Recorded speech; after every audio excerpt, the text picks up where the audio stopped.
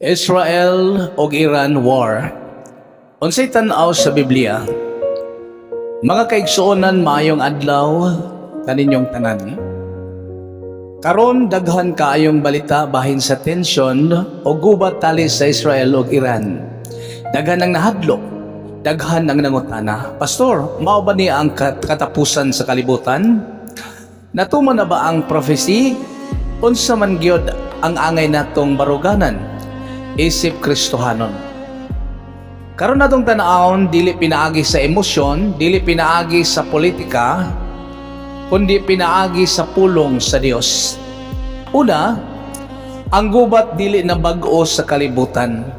Sa Mateo 24 versikulo 6 miingon si Jesus, makadungog kamo og mga gubat og mga hungihong sa gubat, ayaw kamo kahadlok. Matik din ninyo, wala mingon si Jesus nga kung naay gubat, mahadlok mo. Mingon siya, ayaw kamo kahadlok. Ang gubat resulta sa sala sa tao tungod sa garbo, gahom, kasina o interes sa nasod, maong nagkabangi ang katawhan. Dili kini kahibulungan sa Dios. Wala siya nakurat sa nahitabo karon. Apan importante nga masabtan nato, dili tanang gubat automatic nga fulfillment dayon sa specific nga prophecy. Daghan ang dali kaayo maingon mao na ni gyud or mao na gyud ni. Pero ang Biblia nagtudlo nato nga magbantay sa sobra nga espekulasyon. Ikaduha, ang Dios mao'y naghari sa tanang nasod. Bisan noon sa pakakusgan ang usa ka nasod, ang Dios dili gihapon or ang Dios gihapon ang labaw. Sa Proverbs chapter 21 verse 1 nagaingon, ang kasing-kasing sa hari anaa sa kamot sa Ginoo.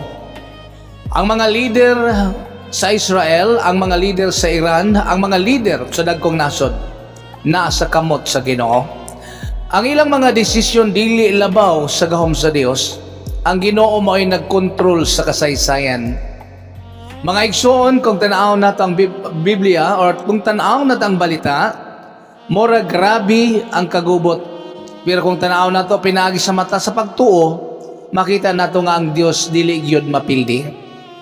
Ikatulo, unsa nga angay buhaton sa Kristohanon? Una, magampo para sa kalinaw. Sa Jeremias 29 versikulo 7 nagaingon, pangayua ang kalinaw sa syudad, kaysa kalinaw niini ana usab ang inyong kalinaw.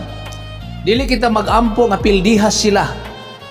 Magampo kita nga protektahan ang mga inosenteng sibilyan, luwason ang mga bata nga nadamay, hatagan og kaalam ang mga lider, o gihunong ang dugo nga nagaagas. Ang matag Israeli o Iranian nga mga tao ginabuhat sa larawan sa Dios. Ang ilang kinabuhi bililhon sa Ginoo. Ikaduha, dili magpadaog sa kalagot. Bilang Kristohanon, dili kita dapat malipay sa kamatayon sa bisan kinsa. Ang Mateo 5 versikulo 9 nag-ingon, bulahan ang mga maghihimo sa kalinaw, kay sila pagatawgon nga mga anak sa Dios. Kung kita tinuod nga anak sa Dios, dili kita mosugod og kalagot, dili kita magpaka-extreme, dili kita magpalabi sa politika. Kita mga tao sa kalinaw. Ikatulo, dili magpadaog sa kahadlok. Daghan karon nagaingon world war na ba ni? Unsa naman ang nahitabo sa kalibutan? Mga kaigsuonan, paminawan ninyo, ang kahadlok dili gikan sa Dios. Ang ikaduhang Timoteo kapitulo 1 versikulo 7 nagaingon, ang Dios wala maghatag kanato og espiritu sa kahadlok, kundi sa gahom gugma ug maayong pangisip. Ang atong paglaom wala sa military power, wala sa alliances, wala sa ekonomiya. Ang atong paglaom na kang Hesukristo. Related na ba ni sa end times? Tinuod, daghang propesya sa Biblia nga naghisgot sa Middle East. Ang Ezekiel kapitulo 38 o 39 naghisgot og panagbangi sa mga nasod. Ang Revelation naghisgot og dagkong kagubot sa katapusan. Posible ba nga ang nahitabo karon nagpapahinumdom or nagapahinumdom nato nga nagkaduol na ang pagbalik sa Ginoo? Oo, posible. Apan ang pinaka-importante nga pangutana dili kanusa mahitabo ang katapusan. Ang pinaka-importante nga pangutana mao, andam ka ba kung mobalik si Jesus? Limpyo ba ang imong relasyon sa Ginoo?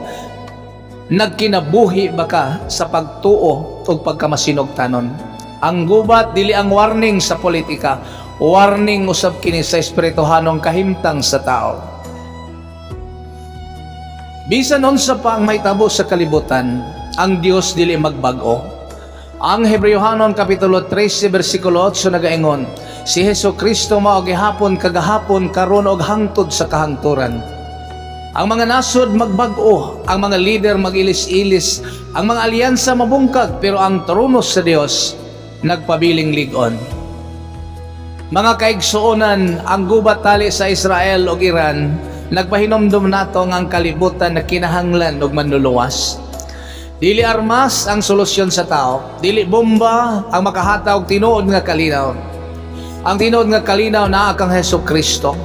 Busa karong panahona, magampo kita, magbantay kita sa atong kasing-kasing, magandam kita sa pagbalik sa Ginoo, ug magpabilin kita nga kahayag sa kalibutan nga puno sa kangit-ngit. Ang Dios magapanalangin kaninyong tanan.